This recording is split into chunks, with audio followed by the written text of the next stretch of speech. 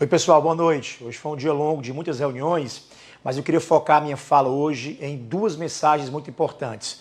A gente tem analisado muito dado ao longo dos últimos dias e está muito claro que há duas ações nesse momento que são prioritárias, que devem mobilizar os esforços do poder público, eu vou citar alguns deles, mas principalmente a consciência e o envolvimento de cada cidadão de Fortaleza. O primeiro é a gente focar e dar atenção numa prioridade que é o isolamento dentro do bairro. Eu vou explicar um pouco mais sobre isso. E o segundo é a gente gerar uma consciência, na necessidade da procura precoce por serviços médicos em alguns casos específicos. Essas duas questões são muito importantes, eu vou explicar por quê.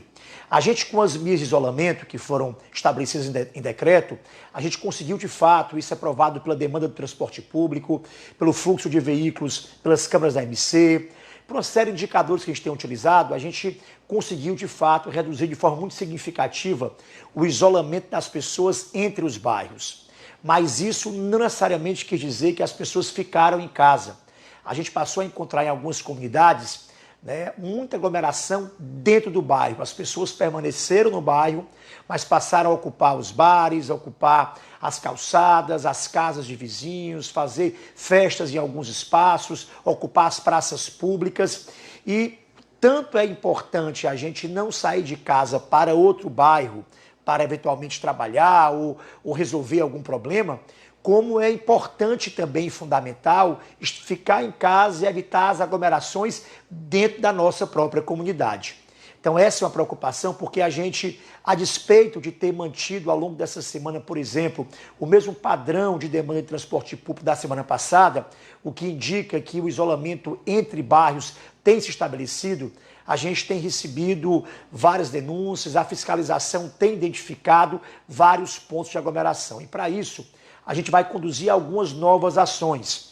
A gente está preocupado, por exemplo, com algumas áreas da cidade que podem ter inícios, por exemplo, agora serem um epicentro de algumas novas áreas de contaminação mais severas. Uma delas é o Grande Mucuripe, Serve Luz, Cais do Porto. E a outra é do outro lado da costa, o eixo Cristo Redentor, Barra do Ceará e Vila Velha. A gente teve já um número aumentado de casos, tivemos óbitos nessas áreas, e essas são as duas áreas em que a gente está especialmente preocupado. E por essa razão a gente vai iniciar a partir de amanhã patrulhas da Guarda Municipal e da Polícia Militar. O próprio governador também já autorizou a própria Polícia Militar, que vai fazer também essa mesma ação. Vamos passar por dentro dos próprios bairros, nas ruas, orientando as pessoas que estejam em calçadas ou em espaços públicos para retornarem às suas residências. Nós vamos começar, a Guarda Municipal começa amanhã, já pelo Vicente Pinzon, que é dessas áreas, a área que tem o maior índice de casos e também de óbitos. A gente vai dar um foco inicial lá. Vamos depois seguir depois pela Barra do Ceará, Vila Velha, mas vamos caminhar também por outras áreas da cidade em que a gente tem uma preocupação mais aguda nesse momento. Essa é uma ação importante que se inicia amanhã, de patrulhas mesmo. A segunda é que eu tive uma reunião hoje com a Câmara de Vereadores e pedi o envolvimento, deixar de lado as nossas diferenças políticas com a oposição, pedir que cada um que representa um bairro, uma comunidade, use a sua liderança, a sua rede de contatos para reforçar dentro das suas comunidades essa mensagem que o isolamento dentro da comunidade é tão importante quanto não sair dela. O próprio presidente Antônio Henrique ficou de mobilizar uma grande campanha institucional da Câmara Municipal e também trabalhar em conjunto com cada um dos vereadores nas suas comunidades e bairros para fortalecer também essa mensagem. Uma outra questão discutida no Comitê Estadual hoje, o governador já tinha tratado disso anteriormente com o Ministério Público Estadual, com o Ministério Público Federal, com o próprio Procurador-Geral de Justiça, e também a própria Prefeitura também estava com essa discussão com o Ministério Público anterior também, é a decisão da gente estabelecer um decreto para que os bancos e agências lotéricas, esse vai ser um decreto do governo do Estado, do próprio governador, para que bancos e agências lotéricas de todo o Estado, isso envolve a nossa cidade, possam ter alguns cuidados nas filas, mesmo fora das suas agências, e o cuidado, inclusive, de guardar o espaço mínimo entre as pessoas, demarcar o espaço nas calçadas e, ao mesmo tempo, orientar e cuidar para que essa fila, para que essa aglomeração não desrespeite os cuidados de contato e, com isso, possa ser um espaço de proliferação da doença. Então, essa é uma ação que, creio eu, o governador já anunciou, deve anunciar em breve, mas é produto dessa reunião do Comitê Estadual liderado pelo próprio governador. Nós cremos que essas ações vão ajudar, mas a gente também está com novas campanhas publicitárias da Prefeitura e do Governo no ar, nesse sentido também de reforçar o isolamento dentro da própria comunidade. Não é só não sair do bairro, é mesmo dentro da comunidade evitar aglomerações. A segunda mensagem, que é a que eu falei, que é estimular a busca precoce por serviço médico em alguns casos específicos. Eu digo isso porque tem um dado que é muito preocupante. 15% dos óbitos até agora aqui na cidade, a gente está com 85 óbitos nesse momento, até meio-dia de hoje, foram óbitos que aconteceram ou dentro de casa, sem qualquer atendimento médico, ou de pessoas que procuraram o serviço já em parada cardiorrespiratória. Então, a busca demorada pelo primeiro atendimento médico pode ser um fator de prognóstico importante para o desfecho clínico. Há hoje muito dado indicando que o atendimento rápido de pacientes de risco, muitas vezes a intubação precoce em pacientes que têm a indicação, pode mudar completamente o desfecho, o destino do paciente. E para isso é preciso que todo mundo tenha essa consciência. E há dois tipos de grupos que têm indicações diferentes.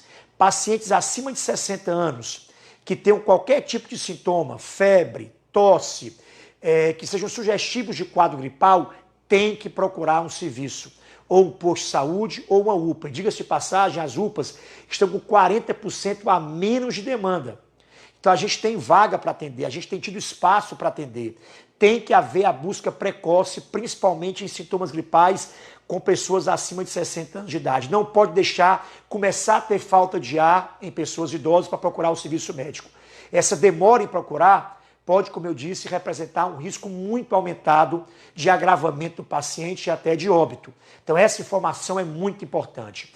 E uma segunda é que pacientes abaixo de 60 anos, que têm os primeiros sinais de falta de ar, também tem que procurar com urgência um serviço de saúde. Então essas são indicações diferentes para grupos populacionais diferentes, jovens com dispneia e pacientes acima de 60 anos com qualquer sintoma gripal têm que procurar rapidamente o serviço médico, porque no serviço médico vai ser dado eventualmente um diagnóstico ou dar um diagnóstico sugestivo e alguns testes serão feitos para avaliar a gravidade do quadro.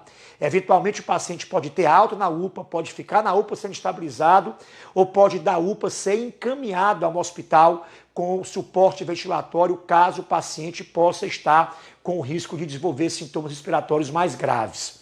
Então essas duas mensagens são muito importantes. E para essa segunda, o que é que a gente está fazendo? Tivemos agora uma reunião com todas as regionais de saúde, atenção primária à saúde, com representantes de agentes de endemia e agentes comunitários de saúde, e vamos colocar a nossa eficiente, capilar tropa de agentes comunitários, agentes de endemia, para fazer uma busca ativa.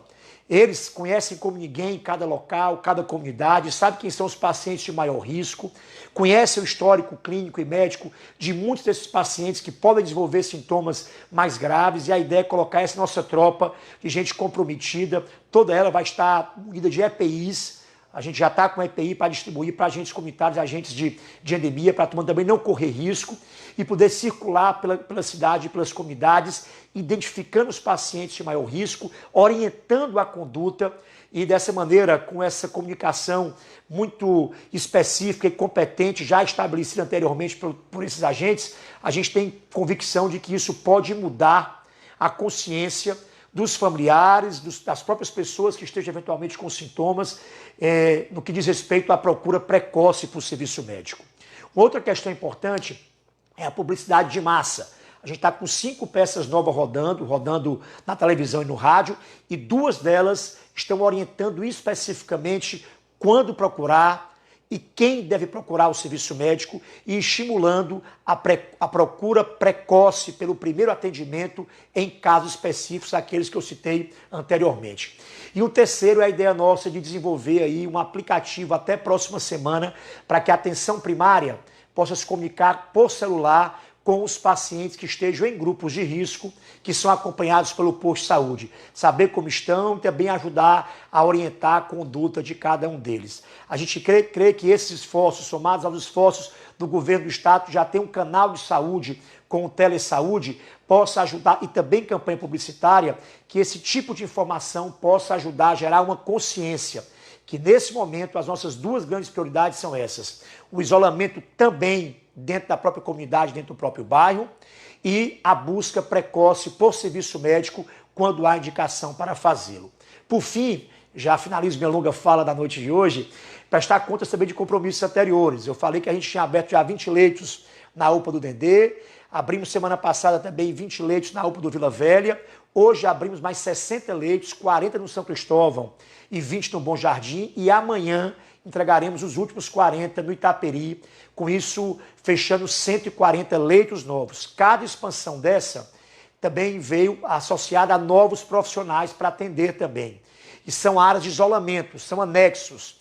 Isso vai evitar também que pacientes que procurem a UPA com outros sintomas, de enxaqueca, pressão alta, diabetes, reduzam o seu risco de contaminação nesse ambiente de urgência e emergência. Então, são anexos, são leitos a mais, profissionais a mais, para a gente aumentar as nossas portas de entrada. Era isso, pessoal, prestando contas do que a gente está fazendo e deixando essa mensagem hoje. É fundamental a gente se isolar, não só evitando sair da nossa comunidade, mas ficando dentro de casa. Fiquem em casa. Essa é a mensagem fundamental.